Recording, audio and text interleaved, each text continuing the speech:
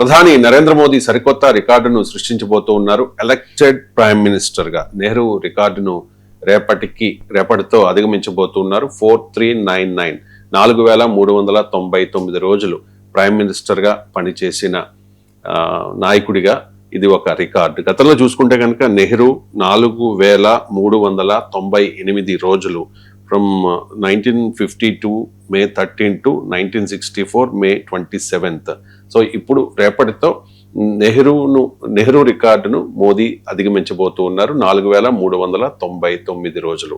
May 26న 2014 అప్పుడు నరేంద్ర మోదీ ప్రధానిగా బాధ్యతలు చేపట్టారు. అప్పటి నుంచి అప్రతిహతంగా కొనసాగుతూనే ఉన్నారు. సార్, ఈ రికార్డు మీద మీ కామెంట్ సార్. అంటే మీరు నిజం ఇంకా పాజిటివ్ గా చెప్పాలంటే 4398 డేస్ ఇవ్వాలకి, అంటే నెహ్రూ రికార్డుకు ఈక్వల్ అయ్యారు.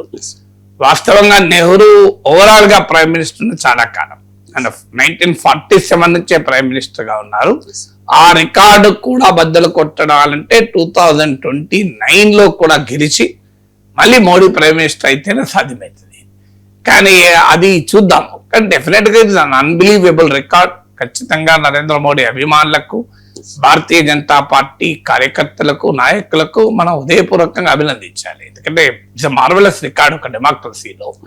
అందులో ఇంత కాంపిటేటివ్ ఎలక్టోరల్ డెమోక్రసీలో ఒక నాయకుడు, తిరుగులేని నాయకుడిగా ఈ స్థాయిలో ప్రధానమంత్రిగా ఉండడం, ఆయన విధానాల్ని అంగీకరించే వాళ్ళు, వ్యతిరేకించే వాళ్ళు కూడా అభినందించాల్సిన అంశం కదా.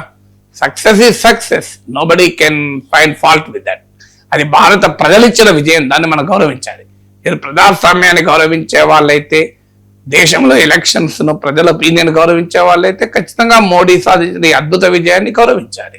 గౌరవించడమే కాదు, అభినందించాలి.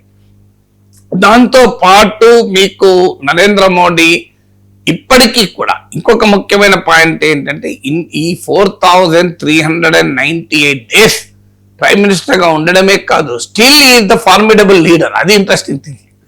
ఈనాటికి కూడా ఎలక్టోరల్ గా చూసిన ఆయన పార్టీ ఇవాళ దేశంలో 71% ఆఫ్ ద ఇండియా బీజేపీ పాలిస్తోంది కదా. సో ఇప్పటికీ కనుచూపు మేరలో కూడా ఈ పార్టీని, ఈ నాయకుడిని ఓడించగలం అనే కాన్ఫిడెంట్ గా చెప్పే పరిస్థితి లేదు. అఫ్ కోర్స్ రాజకీయాలు డైనమిక్ గా మారుతాయి. రేపు ఏం జరుగుతుందో ఎవరు చెప్పలేము.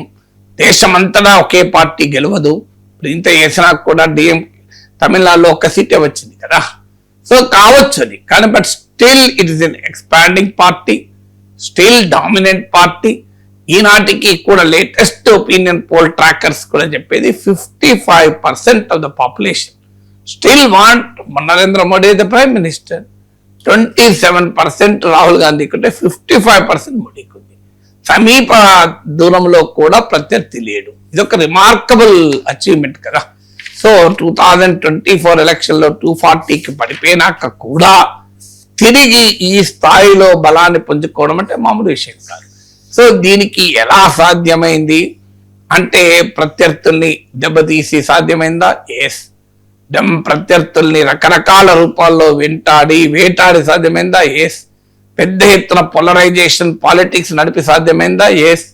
కానీ అదే సమయంలో ప్రజల్ని ఆకర్షించగలిగారు తన విధానాల వల్ల, తన స్కీమ్ల వల్ల, తనకున్న అద్భుతమైన నరేటరీ స్కిల్ వల్ల. ఈ దేశంలో ఒక కాన్ఫిడెన్స్ మోడీ హైతో ముంకినై ఒక విశ్వాసాన్ని పొందగలిగాడు. ఇవన్నీ ఫ్యాక్టే కదా. సో మనం ఎస్ఎస్ చేసేటప్పుడు మోడీకి ఉండే పాజిటివ్ అంశాలు, ఒక బలమైన పార్టీని నిర్మించగలిగాడు, ఒక ఆర్గనైజేషన్ నిర్మించగలిగాడు. కొంత ఐడియాలజీ డైల్యూట్ అయినా స్టిల్ ఐడియాలజీ కేంద్రంగా ఒక పార్టీ నిర్మించాడు. అదే సమయంలో ప్రజాస్వామ్యానికి ప్రమాదకరమైన పద్ధతులను కూడా అనుసరించారు. రాజకీయ పార్టీలను ముక్కచెక్కలు చేశారు. రాజ్యాంగ వ్యవస్థల్ని, ఎన్నికల కమిషన్ తో పాటు రాజ్యాంగ వ్యవస్థలను గుప్పిట్లో పెట్టుకునే ప్రయత్నం చేశారు. కేంద్ర సంస్థల్ని దుర్వినియోగం చేశారు. పార్టీ ప్రాయింపులను ప్రోత్సహించారు. సో అన్ని రకాల సామ దాన భేద దండోపాయాలు ప్రయోగించారు. మీడియాను కంప్లీట్ గా క్యాప్చర్ చేసుకున్న మీడియా నరేటివ్, సోషల్ మీడియాను తమ డామినేట్ రోల్ చేశారు. All that notwithstanding all that, still something special is there. ఆ స్పెషల్ కి అయితే మోడీని అభినందించాలి కదా.